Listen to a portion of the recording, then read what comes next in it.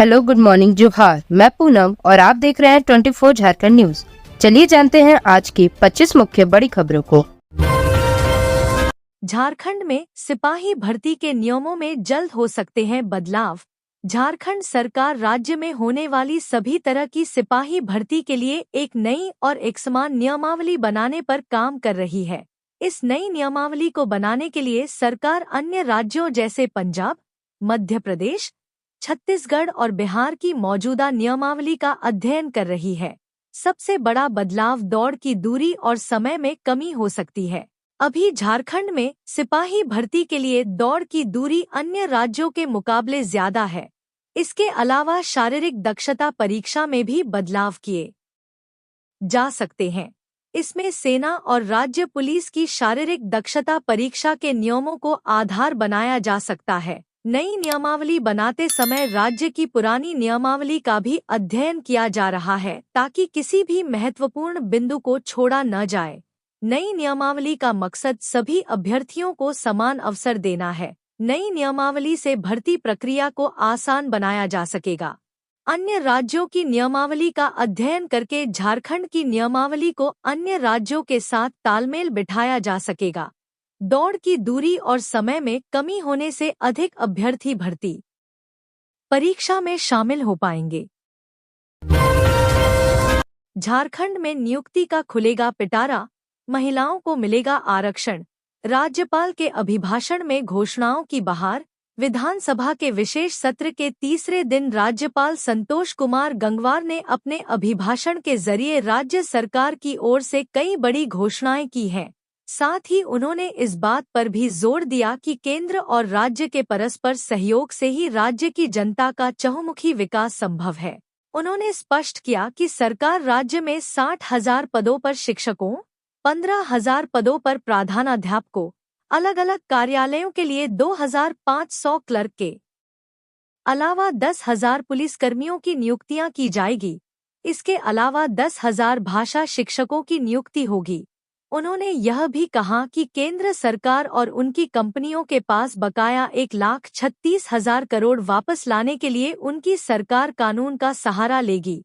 राज्यपाल संतोष कुमार गंगवार ने कहा कि सरकार संघीय ढांचे की स्वस्थ परंपरा को आगे बढ़ाने का काम करेगी। उन्होंने कहा कि इस सदन में अनुभवी और नए सदस्यों का समागम हुआ है। सबको मिलकर जनादेश का सम्मान करते हुए जनभावनाओं और जनाकांक्षाओं के अनुरूप कार्य करना है। मनिया सम्मान कार्यक्रम 28 दिसंबर को घर से निकलने से पहले देख ले रूट प्लान। ट्रैफिक विभाग ने किए कई बदलाव। 28 दिसंबर को राजधानी रांची में लाखों की भीड़ उमड़ने वाली है, तो वहीं दूसरी तरफ कई हजार वाहन भी शहर में आने वाले हैं। इसे देखते हुए रांची के ट्रैफिक में 28 दिसंबर को कई बदलाव किए गए हैं। मुख्यमंत्री मनिया सम्मान योजना को लेकर नामकुम खोजाटोली ट्रेनिंग ग्राउंड में 28 दिसंबर को कार्यक्रम का आयोजन किया गया। इसको लेकर ट्रैफिक पुलिस की ओर से कुछ मार्गों में वाहनों का प्रवेश बंद कर दिया गया है। इसके साथ ही कार्यक्रम में शामिल होने वाले लाभुकों के वाहनों के लिए रूट भी निर्धारित किया गया है। इसके तहत 28 दिसंबर को सुबह 9:30 से शाम 4 बजे तक रामपुर रिंग रोड से तुपुदाना रिंग के बीच सभी प्रकार के छोटे और बड़े मालवाहक गाड़ियों के परिचालन पर रोक लगा दी गई है। रांची के ट्रैफिक एसपी ने ट्रैफिक व्यवस्था में बदलाव को लेकर आदेश जारी कर दिया है। अब 28 फरवरी तक ईकेवाईसी करा सकते हैं राशन कार्डधारी। खाद्य आपूर्ति विभाग के प्रभारी सचिव उमा शंकर सिंह ने राष्ट्रीय खाद्य सुरक्षा अधिनियम से जुड़े लाभुकों के लिए ईकेवाईसी कराने की अवधि 28 फरवरी तक बढ़ा दी है। श्री सिंह ने रांची, जमशेदपुर व धनबाद के एसआरओ, विशिष्ट अनुभाजन पदाधिकारी व सभी जिला आपूर्ति पदाधिकारी को पत्र लिखकर केवाईसी के कार्य निर्धारित अवधि में पूरा करने का निर्देश दिया है। जन वितरण प्रणाली दुकानों के माध्यम से राज्य में आधार आधारित बायोमेट्रिक प्रमाणीकरण के आधार पर लाभुकों के बीच नमक, चीनी, दाल एवं धोती साड़ी आदि का वितरण किया जाता है। इधर पाया गया है कि ईकेवाईसी के लिए आधार प्रमाणीकरण के लिए झारखंड ऑथेंटिकेशन यूजर एजेंसी के सर्वर पर लोड बढ़ जाने के कारण सर्वर काम करना बंद कर दे रहा है। इस तकनीकी कठिनाइयों के कारण न तो खाद्यान्न एवं अन्य आवश्यक सामग्री का वितरण हो पा रहा है और न ही ईकेवाईसी का काम हो पा रहा है। इसलिए पहले खाद्यान्न एवं अन्य आवश्यक सामग्री के वितरण कार्य को प्राथमिकता दी जाए। वितरण के बाद बचे हुए समय में ईकेवाईसी का कार्य किया जाए। झारखंड में स्प्लिंटर्स ग्रुप के सदस्यों की जब्त होगी संपत्ति। सुप्रीमो से लेकर कैडर तक राडार पर। झारखंड के विभिन्न जिलों में आगजनी और फायरिंग करके दहशत फैलाने वाले स्प्लिंटर्स ग्रुप की संपत्ति जब्त करके और कुर्की करके उन पर नकेल कसा जाएगा। पुलिस मुख्यालय की तरफ से बेहद कड़े निर्देश इस संबंध में जारी किए गए हैं। वैसे पुलिस अफसरों को चेतावनी भी दी गई है जो कुर्की जब्ती की कार्रवाई में शिथिलता बरत रहे हैं। नक्सलियों के खिलाफ जोरदार अभियान चलाकर उन पर एक हद तक लगाम लगाने वाली झारखंड पुलिस अब स्प्लिंटर्स ग्रुप को आर्थिक चोट देकर उन पर नकेल करने की तैयारी कर रही है। अब पुलिस स्प्लिंटर्स ग्रुप को उन्हीं के अंदाज में जवाब देने की तैयारी में है। पुलिस अब आगजनी कर पब्लिक की संपत्ति को नष्ट करने वाले स्प्लिंटर्स ग्रुप और अपराधियों की संपत्ति जब्त करेगी। झारखंड पुलिस के आईजी अभियान अमोलवी होमकर ने बताया कि जो ऐसे गिरोह हैं, उनकी चल अचल संपत्ति का पता लगाकर उसे जब्त करने की कानूनी कार्रवाई करने का निर्देश सभी जिलों को दिया गया है। जितने भी स्प्लिंटर्स ग्रुप हैं, उनको चिन्हित कर उनके सभी चल अचल संपत्ति की जानकारी जुटाकर उनकी संपत्ति जब्त करना है। मामले में कार्रवाई का पूरा ब्यौरा यानी एक एक्शन टेकन रिपोर्ट भी डीजीपी को देनी है। धनबाद में बांग्ला भाषा उन्नयन समिति ने विधायक अरूप चटर्जी का फूंका पुतला। निरसा के सिनेमा हॉल मोड़ पर बुधवार को भाजपा समर्थित बांग्ला भाषा उन्नयन समिति ने निरसा विधायक अरूप चटर्जी का पुतला दहन किया। बांग्ला भाषा उन्नयन समिति के सदस्यों ने कहा कि मंगलवार को समिति के बैनर का दुरुपयोग करते हुए कुछ लोगों ने धनबाद के सांसद ढुल्लू महतो का पुतला दहन किया था, जो निंदनीय है। सांसद ढुल्लू महतो ने कभी भी बांग्ला भाषियों का अपमान नहीं किया है। भाजपा शुरू से ही हर धर्म व पंथ के लोगों को साथ लेकर चलती आ रही है। भाजपा नेता सुरजीत चंद्र ने कहा कि विधायक अरूप हमेशा से बंटवारे की राजनीति करते आए हैं।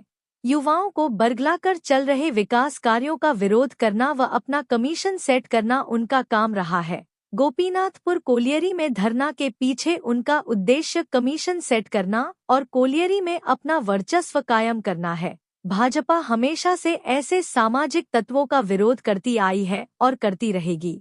अरूप चटर्जी खुद बंगाली समाज से आते हैं, लेकिन आज तक बंगालियों के हित में कुछ नहीं किया है। बंगाली समाज नेताजी सुभाष चंद्र बोस, कवि गुरु रवींद्रनाथ टैगोर, बंकिम चंद्र चट्टोपाध्याय व खुदीराम बोस जैसे महान लोगों को अपना सिद्धांत मानता आया है। पुतला दहन में समिति के दयामय उपाध्याय, सुरजीत चंद्र, गोपाल राय, संतू पात्रा, सजल दास, पलटू राय, बृहस्पति पासवान, संजय सिंह, जिला परिषद सदस्य संजय सिंह आदि शामिल थे। चौकीदार बहाली में अनियमितता के खिलाफ प्रदर्शन कर रहे अभ्यर्थियों को पुलिस ने जबरन हटाया। हिरासत में लिए गए कई प्रदर्शनकारी। गोड्डा जिले में चौकीदार बहाली में अनियमितता के खिलाफ प्रदर्शन कर रहे अभ्यर्थियों को गोड्डा पुलिस ने जबरन धरना स्थल से हटा दिया। मालूम हो कि ये छात्र पिछले एक सप्ताह से अनिश्चितकालीन भूख हड़ताल पर थे। अभ्यर्थियों की मांग थी कि गोड्डा में चौकीदार बहाली में बड़े पैमाने पर अनियमितता हुई है। साथ ही आरोप लगाया कि यह बहाली स्थानीय स्तर पर होनी थी, जबकि पहले एडमिट कार्ड राज्य से बाहर के लोगों को जारी कर दिया गया और फिर रिजल्ट में भी उन्हें शामिल कर लिया गया। अभ्यर्थियों का कहना था कि नियमानुसार स्थानीय बीट के अंदर के लोगों की बहाली होनी है, जबकि घोषित रिजल्ट में उससे बाहर के लोग शामिल हैं। हालांकि अनशनकारी को जूस पिलाकर उनकी भूख हड़ताल तुड़वाई गई। साथ ही प्रशासन ने लिखित आश्वासन दिया कि कमेटी बनाकर जांच कराई जाएगी, जिसमें अभ्यर्थियों के प्रतिनिधि भी शामिल होंगे। साथ ही सभी अभ्यर्थियों का रिजल्ट भी जारी किया जाएगा। लेकिन अनशनकारियों का अनशन तुड़वाए जाने के बावजूद कई अभ्यर्थी रिजल्ट रद्द करने की मांग पर अड़े रहे, जिसको लेकर प्रशासन ने सख्ती बरतते हुए शहीद स्तंभ से उनका टेंट हटा दिया और उन्हें हिरासत में ले लिया। इस दौरान सदर डीएसपी जेपीएन चौधरी और नगर थाना प्रभारी दिनेश महली दल बल के साथ मौजूद थे। सारंडा में पुलिस जवानों को नुकसान पहुंचाने के लिए नक्सलियों ने लगाया था आईईडी बम, सुरक्षाबलों ने किया नष्ट। पश्चिमी सिंहभूम जिले में पुलिस लगातार नक्सलियों के खिलाफ अभियान चला रही है। इसी क्रम में छोटानागरा जराईकेला थाना क्षेत्र के सीमावर्ती मारंगपोंगा और दलाईगारा के बीच जंगल पहाड़ी क्षेत्र में सुरक्षा बलों को नुकसान पहुंचाने के लिए नक्सलियों द्वारा पूर्व में लगाए गए एक आईईडी बम को बरामद किया गया है, जिसे उसी स्थान पर नष्ट कर दिया गया। पुलिस अधीक्षक आशुतोष शेखर ने बताया कि प्रतिबंधित भाकपा के शीर्ष नेता मिसिर बेसरा, अनमोल, मोछू, अनल, असीम मंडल, चमन, अजय महतो, सागेन अंगारिया, अश्विन अपने दस्ते के सदस्यों के साथ सारंडा कोल्हान क्षेत्र में विध्वंसक गतिविधियों के लिए भ्रमणशील हैं, जिसके आलोक में Chaibasa police, Cobra 209 BN, 203 BN, Jharkhand Jaguar और CRPF 60 BN, 197 BN, 174 BN, 193 BN, 134 BN, 26 BN की संयुक्त अभियान टीम गठित कर लगातार अभियान चलाया जा रहा। बाबानगरी देवघर का न्यूनतम तापमान लगातार दूसरे दिन सबसे कम। जाने आज कैसा रहेगा झारखंड का मौसम। बाबानगरी देवघर का न्यूनतम तापमान लगातार दूसरे दिन झारखंड में सबसे कम रहा। मंगलवार को यहां का न्यूनतम पारा 10 डिग्री सेंटीग्रेड दर्ज किया गया था, जो बुधवार 25 दिसंबर को बढ़कर 11 डिग्री सेल्सियस हो गया। भारत मौसम विज्ञान विभाग ने यह जानकारी दी है। मौसम विभाग ने कहा है कि पंजाब और उससे सटे हरियाणा में एक पश्चिमी विक्षोभ का क्षेत्र है, जो साइक्लोनिक सर्कुलेशन में तब्दील हो चुका है। इसका कोई खास असर झारखंड के मौसम पर पड़ेगा, इसकी कोई संभावना नहीं है। गुरुवार 26 दिसंबर को झारखंड का मौसम कैसा रहेगा, इस बारे में पूछने पर उन्होंने कहा कि सुबह में कोहरा या धुंध छाया रहेगा, इसके बाद आसमान साफ रहेगा। मौसम वैज्ञानिक ने कहा है कि आने वाले 3 दिन तक झारखंड के न्यूनतम तापमान में कोई बड़ा बदलाव नहीं होगा। इसके बाद 5वें दिन से न्यूनतम तापमान में 2 से 3 डिग्री सेंटीग्रेड की गिरावट आएगी, जिससे ठंड बढ़ जाएगी। राजधानी रांची में 26 दिसंबर को सुबह में कोहरा छाया रहेगा, बाद में आसमान साफ रहेगा। अधिकतम तापमान 26 डिग्री और न्यूनतम तापमान 14 डिग्री सेंटीग्रेड रहने की संभावना है। 28 दिसंबर को मनिया सम्मान योजना के लाभुकों को मिलेंगे 2500 रुपए। सीएम हेमंत सोरेन जारी करेंगे राशि। काफी इंतजार के बाद आखिरकार झारखंड की महिलाओं को मनिया सम्मान योजना की 2500 रुपए की राशि मिलने वाली है। नए साल के आगमन से ठीक पहले 28 दिसंबर को मुख्यमंत्री हेमंत सोरेन प्रत्येक लाभुक महिला के खाते में डीबीटी के माध्यम से 2500 रुपए जारी करेंगे। नामकुम के खोजा टोली मैदान में होने वाले इस कार्यक्रम को मेगा इवेंट बनाने की तैयारी की जा रही है, जिसमें विभागीय मंत्री, सांसद और विधायक के साथ राज्य भर से करीब 50,000 महिलाएं शामिल होंगी। राज्य के विभिन्न जिलों से आने वाली मुख्यमंत्री मनिया सम्मान योजना की लाभुक महिलाओं के परिवहन की विशेष तैयारी की गई है। कार्यक्रम स्थल पर आगंतुकों के बैठने के लिए हजारों कुर्सियां लगाई गई हैं। मंच को भव्य तरीके से तैयार किया जा रहा है, जो 27 दिसंबर की शाम तक बनकर तैयार हो जाएगा। संभावना है कि तैयारियों का जायजा लेने 27 दिसंबर को खुद मुख्यमंत्री हेमंत सोरेन कार्यक्रम स्थल का दौरा करेंगे। कार्यक्रम स्थल पर पार्किंग के अलावा वीआईपी गेट समेत कई तोरण द्वार लगाए जा रहे हैं। विभिन्न सरकारी योजनाओं से संबंधित बड़े-बड़े होर्डिंग लगाए जाएंगे ताकि यहां आने वाली महिलाओं को इसकी जानकारी मिल सके। 28 दिसंबर को होने वाले कार्यक्रम पर खुशी जाहिर करते हुए झामुमो प्रवक्ता मनोज पांडे ने कहा कि चुनाव के दौरान किए गए वादों को मुख्यमंत्री हेमंत सोरेन पूरा कर रहे हैं। दिसंबर महीने से झारखंड की महिलाओं के खाते में हर महीने 2,500 रुपए जाएंगे। हम जुमलेबाजी में विश्वास नहीं करते। शेर दिल वाले हेमंत सोरेन जो भी वादा करते हैं उसे पूरा करने का काम करते हैं। ऐसे में आप इसे नए साल का तोहफा भी मान सकते हैं, क्योंकि नए साल की शुरुआत से ठीक 2 दिन पहले महिलाओं के खाते में यह पैसे जारी किए जाएंगे। राज्यपाल ने अटल बिहारी वाजपेयी की 100वीं जयंती पर दी श्रद्धांजलि। कहा उनके आदर्श सभी के लिए प्रेरणा के स्रोत। भारत रत्न पूर्व प्रधानमंत्री अटल बिहारी वाजपेयी की 100वीं जयंती पर राज्यपाल संतोष कुमार गंगवार ने श्रद्धांजलि दी। संतोष गंगवार ने राजभवन में उनके चित्र पर माल्यार्पण कर श्रद्धांजलि अर्पित की। उन्होंने कहा कि अटल बिहारी वाजपेयी का जीवन राष्ट्रीय एकता, लोकतांत्रिक मूल्यों और विकास का प्रतीक है। उनके आदर्श व मूल्य सदैव सभी के लिए प्रेरणा के स्रोत हैं। जेएसएससी सीजीएल परीक्षा की सीआईडी जांच शुरू। रांची से काठमांडू तक पेपर लीक के आरोप।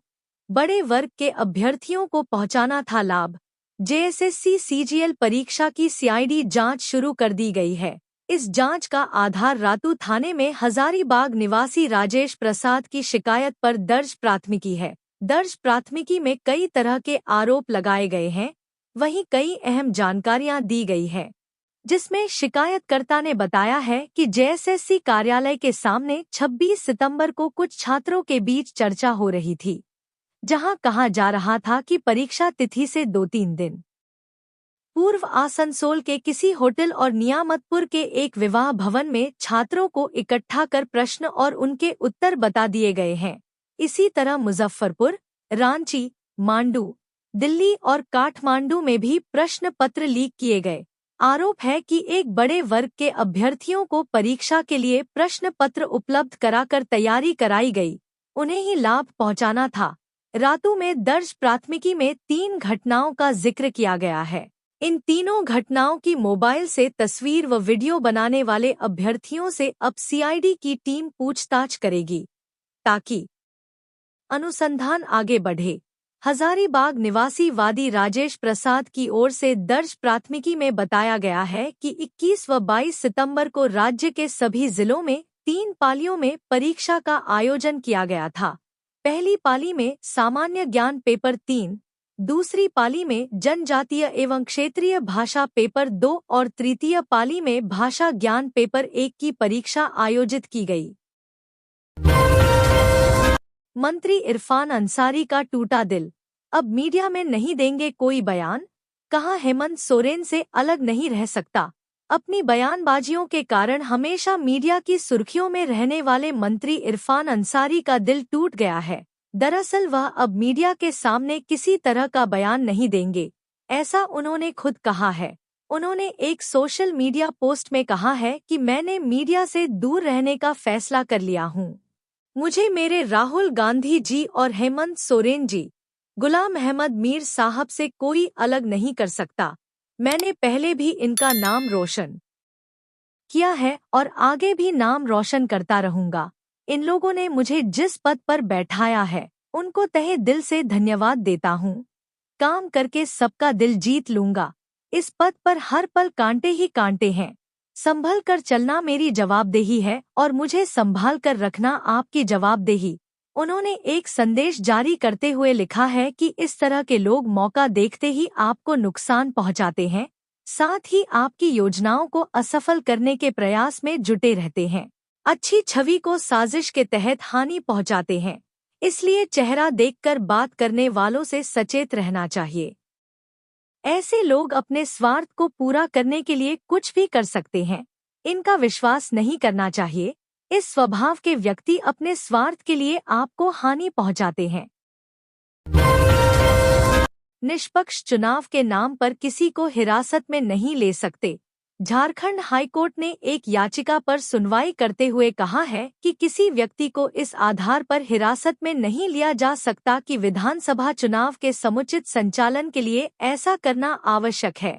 जस्टिस आनंद सेन व जस्टिस प्रदीप कुमार श्रीवास्तव की खंडपीठ ने तल्ख टिप्पणी करते हुए कहा कि यदि यह आधार बन जाता है तो यह प्रशासन को चुनाव के समय अधिनियम के तहत किसी भी व्यक्ति को हिरासत में लेने के लिए बेलगाम अनियंत्रित व्यापक शक्ति देने के समान होगा।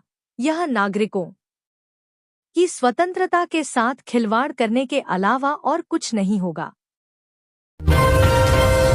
कांग्रेस राष्ट्रीय कार्यकारिणी बैठक में शामिल होंगे विधायक प्रदीप यादव। कहा, ऐतिहासिक पल का हिस्सा बनकर खुद को भाग्यशाली मानता हूं। पोड़ैयाहाट के विधायक प्रदीप यादव ने अपनी खुशी जाहिर की है कि उन्हें 26 दिसंबर 2024 को कर्नाटक के ऐतिहासिक शहर बेलगाम में होने वाली कांग्रेस की राष्ट्रीय कार्यकारिणी बैठक में भाग लेने का मौका मिला है। यह वही बेलगाम है जहां 100 साल पहले महात्मा गांधी ने कांग्रेस के 39वें अधिवेशन की अध्यक्षता की थी। विधायक प्रदीप यादव ने कहा, यह मेरे लिए गर्व का विषय है कि मैं उस ऐतिहासिक स्थान पर जा रहा हूं जहां बापू ने सत्य और अहिंसा के साथ आजादी की लड़ाई को नई दिशा दी थी। उनके नेतृत्व में कांग्रेस और स्वतंत्रता संग्राम एक दूसरे के पर्याय बन गए थे। उन्होंने उस ऐतिहासिक अधिवेशन की चर्चा करते हुए कहा कि 1924 के इस अधिवेशन में देश के कई बड़े नेता जैसे मोतीलाल नेहरू, जवाहरलाल नेहरू, लाला लाजपत राय, राजगोपालाचारी, सरोजिनी नायडू, मदन मोहन मालवीय और सरदार वल्लभभाई पटेल शामिल हुए थे।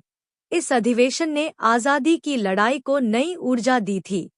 प्रदीप यादव ने भरोसा जताया कि महात्मा गांधी की अध्यक्षता के 100 साल पूरे होने पर कांग्रेस फिर से जोश और ऊर्जा के साथ देश में लोकतांत्रिक मूल्यों, धर्मनिरपेक्षता और समाजवाद को मजबूत करेगी। उन्होंने कहा, राहुल गांधी के नेतृत्व में कांग्रेस देश में संविधान के मूल्यों को फिर से स्थापित करने की दिशा में सफल होगी। मैं इस ऐतिहासिक पल का हिस्सा बनकर खुद को भाग्यशाली मानता हूं।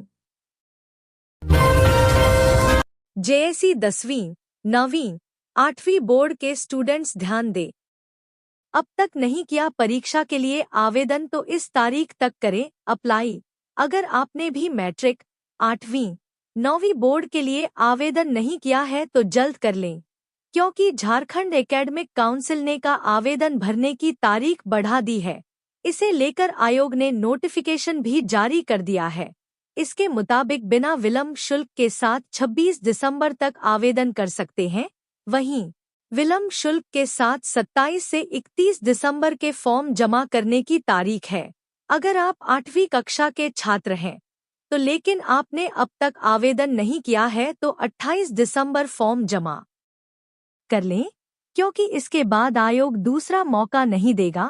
वहीं अगर आप आकांक्षा प्रवेश परीक्षा की तैयारी कर रहे हैं लेकिन अभी तक आवेदन नहीं किया तो 31 दिसंबर तक आवेदन कर लें, क्योंकि इस परीक्षा को पास करने के बाद आप मेडिकल और इंजीनियरिंग के प्रतिष्ठित संस्थानों में दाखिले पाने के लिए मुफ्त में कोचिंग कर सकते हैं। साथ ही रहने खाने की भी व्यवस्था राज्य सरकार करती है। इसके लिए प्रत्येक जिले से 40-40 स्टूडेंट्स का चयन होता है। बता दें कि झारखंड एकेडमिक काउंसिल परीक्षा की तारीख पहले जारी कर दी है। इसके मुताबिक दोनों बोर्ड की परीक्षाएं 11 फरवरी से आयोजित होंगी। 3 मार्च को पेपर समाप्त हो जाएगा। परीक्षा दोनों पालियों में संचालित होगा। पहले दिन यानी कि 11 फरवरी को के स्टूडेंट्स वोकेशनल सब्जेक्ट्स का पेपर देंगे। परीक्षा देने जा रहे छात्र अपना कार्ड पकड़ लें, इसके बिना आप परीक्षा नहीं दे पाएंगे। अधिक जानकारी के लिए जैक की आधिकारिक वेबसाइट देख सकते हैं। 27 दिसंबर को बीजेपी की सदस्यता लेंगे रघुवर दास। बड़ी जिम्मेदारी की हो रही तैयारी। झारखंड के पूर्व मुख्यमंत्री रघुवर दास एक बार फिर बीजेपी में शामिल होंगे। जानकारी मिल रही है कि वह 27 दिसंबर को बीजेपी की सदस्यता ले सकते हैं। बता दें कि उन्होंने ओडिशा के राज्यपाल पद से इस्तीफा दे दिया है। दरअसल रघुवर दास बीजेपी के वरिष्ठ नेता के साथ साथ झारखंड के मुख्यमंत्री रह चुके हैं। उन्होंने साल 2014 से 2019 तक सीएम के रूप में काम किया है। साथ ही रघुवर दास 5 बार जमशेदपुर पूर्वी से विधायक रह चुके हैं। रघुवर दास का नाम उन कद्दावर नेताओं में आता है जो बीजेपी के फाउंडर मेंबर थे। रघुवर दास 1977 में जनता पार्टी में शामिल हुए। इसके बाद साल 1980 में उन्होंने संस्थापक सदस्य के रूप में बीजेपी की सदस्यता ली। उन्होंने राज्य और राष्ट्रीय स्तर पर पार्टी के विभिन्न पदों पर काम किया। रघुवर दास बीजेपी के राष्ट्रीय उपाध्यक्ष भी रह चुके हैं। वहीं 1995 से जमशेदपुर ईस्ट विधानसभा सीट का प्रतिनिधित्व करते रहे हैं। रघुवर दास भाजपा के लिए बेशकीमती हैं। भाजपा उनका सदुपयोग ही करेगी, पर कहां और किस रूप में, इसकी अटकलें भी। इस्तीफे की सूचना आने के साथ ही लगने लगी है। सियासी चर्चाओं में एक बात जो रघुवर दास के पक्ष में मजबूती से खड़ी है, यह कि भाजपा ने उन्हें जब जहां चाहा वहां तैनात कर दिया। उन्होंने बेझिझक उसे स्वीकार भी किया और खुद को साबित किया। सिवा 2019 के झारखंड विधानसभा चुनाव के। चंपाई सोरेन ने अटल बिहारी वाजपेयी को दी श्रद्धांजलि। कहा, बीजेपी सरकार बनने के बाद दिया अलग राज्य का तोहफा। झारखंड के पूर्व मुख्यमंत्री और सरायकेला के विधायक चंपाई सोरेन ने अटल बिहारी वाजपेयी जी की 100वीं जयंती श्रद्धांजलि दी। उन्होंने अपने सोशल मीडिया हैंडल एक्स पर पोस्ट साझा करते हुए कहा कि आज 25 दिसंबर को अटल बिहारी वाजपेयी की 100वीं जयंती को सुशासन दिवस के रूप में मनाया जाता है। इस दिन हम सभी एक ऐसे व्यक्ति को याद कर रहे हैं जिनके वजह से झारखंड राज्य का अस्तित्व है। सन 1999 में अटल जी चुनावी सभा को संबोधित करने दुमका आए थे। इसमें अटल जी ने कहा था, आप मेरी सरकार बनवाएं, मैं आपको अलग राज्य का तोहफा दूंगा।